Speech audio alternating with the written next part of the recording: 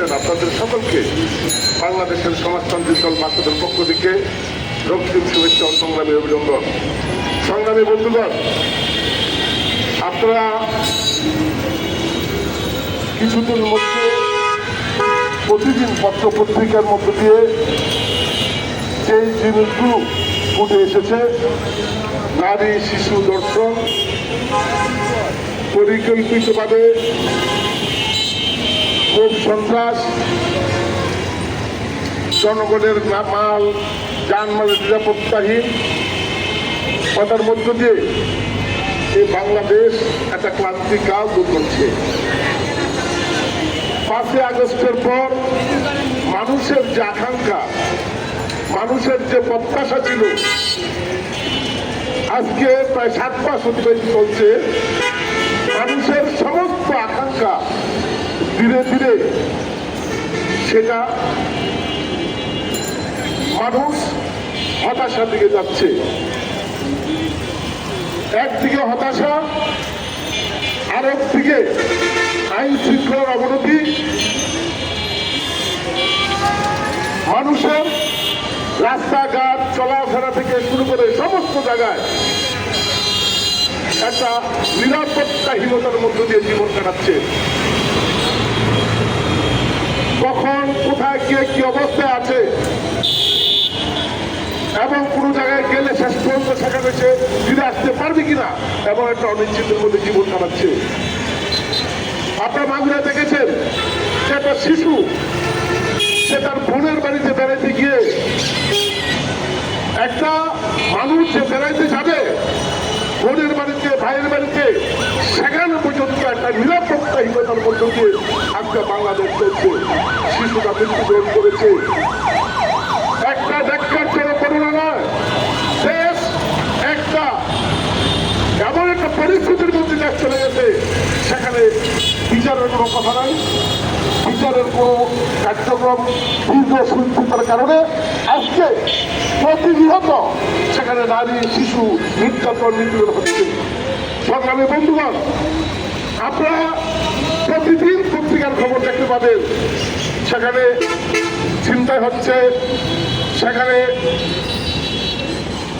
মানুষ হত্যা করা হচ্ছে, খুন হচ্ছে এবং বাড়ি থেকে 1200 বাইরের পর সেখানে কোন জায়গায় সে আছে এই ধরনের ঘটনা অরহ ঘটছে এবং রাস্তাঘাটে বিভিন্ন জায়গায় লাশ পড়ে আছে।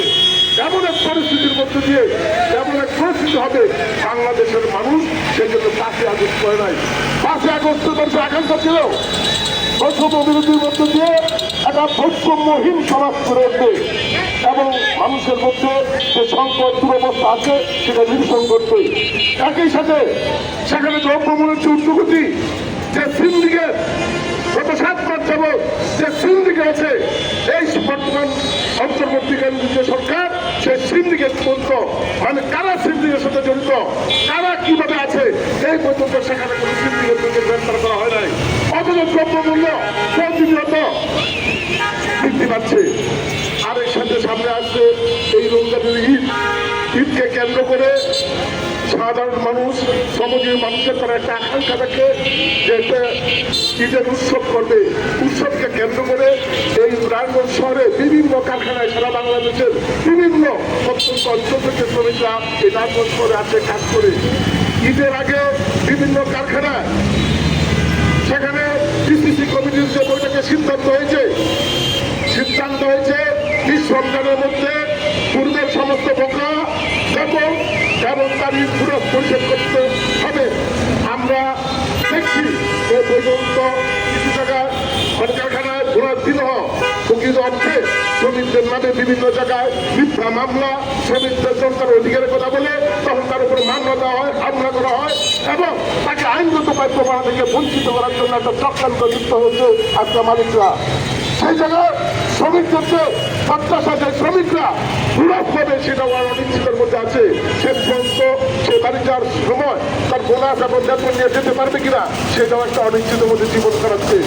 তাদের সাথে সাথে 7 মাস অতিবাহিত হলো, আজকে অন্তর্বর্তীকালীন সরকার, আপনি নির্বাচিত সরকার নয়, একটা জনগণের আকাঙ্ক্ষা ছিল দীর্ঘ 16 বছর যাবৎ নির্বাচনে এই সাধারণ মানুষ ভোট দিতে পারে নাই, একটা নির্বাচনী রোডম্যাপ দিয়ে এবং নির্বাচন কবে করবেন সেটা রোডম্যাপ দিয়ে একটা নির্বাচনের ডেট নির্ধারণ করে মানুষকে তার নির্বাচনের দিকে ধাবিত করা।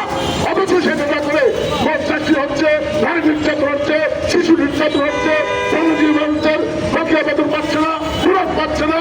ঠিক অতীতের যে সংকটগুলি আছে সেই সংকটগুলি নিয়েই এখন আমাদেরকে দাবি নিয়ে কথা বলতে হচ্ছে। সংগ্রামী বন্ধুগণ, আমরা পরিষ্কারভাবে বলতে চাই, নারী নির্যাতন, শিশু নির্যাতন যারা করছে এবং যাদের মধ্য দিয়ে ভোট চাকরি হচ্ছে, ওরা কারা রাষ্ট্রীয়ভাবে সেটা চিহ্নিত করে তাদেরকে গ্রেপ্তার করুন এবং তাদেরকে গ্রেপ্তার করে বিচার আওতায় আসুন। শ্রমিকরা যখন তার অধিকারের কথা বলে তার বিরুদ্ধে মামলা দেওয়া হয়, যে শ্রমিকরা অধিকারের কথা বলছে কিন্তু যে মালিক তাকে অধিকার দিচ্ছে না সেই মালিককে গ্রেপ্তার করার জন্য কোনো উদ্যোগী ভূমিকা পালন করেন নাই। কেন শ্রমিকরা রাস্তায় আসে? কিসের জন্য শ্রমিক রাস্তায় আসে? রাস্তায় আসে তার প্রয়োজন কেন? যখন শ্রমিকরা কাজ করে তারা মজুরি চায়, বেতন চায়, জনকে ন্যায্য টাকা দেন না, তখন শ্রমিক রাস্তা আছে। শ্রমিকদের রাস্তা আসার কোনো প্রয়োজন নাই। একই সাথে আমরা বলবো ঈদের পূর্বে আমরা শ্রমিকদের বেতন এবং পূর্ণ বোনাস এবং তার যে ছুটি ছাড়া সমস্ত শ্রমিকদের দিয়ে তাকে ছুটি দেওয়ার জন্য ব্যবস্থা করবেন।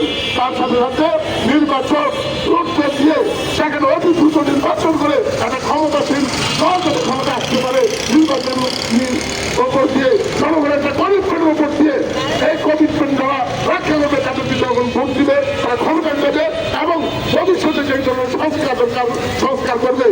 আপনারা দ্রুত নির্বাচন দিয়ে জনগণের ওপর জনগণের ক্ষমতা হস্তান্তর করার জন্য ব্যবস্থা দাবি জানিয়ে আজকে যারা উপস্থিত হয়েছেন আমাদের বক্তব্য শুনছেন আপনাদের সকলকে বাংলাদেশের সমাজতান্ত্রিক দল ভাষণ এবং মানগণ মন্ত্রী জোটের পক্ষ থেকে রক্তিম শুভেচ্ছা অভিনন্দন জানিয়ে আমরা বক্তব্য শেষ করছি।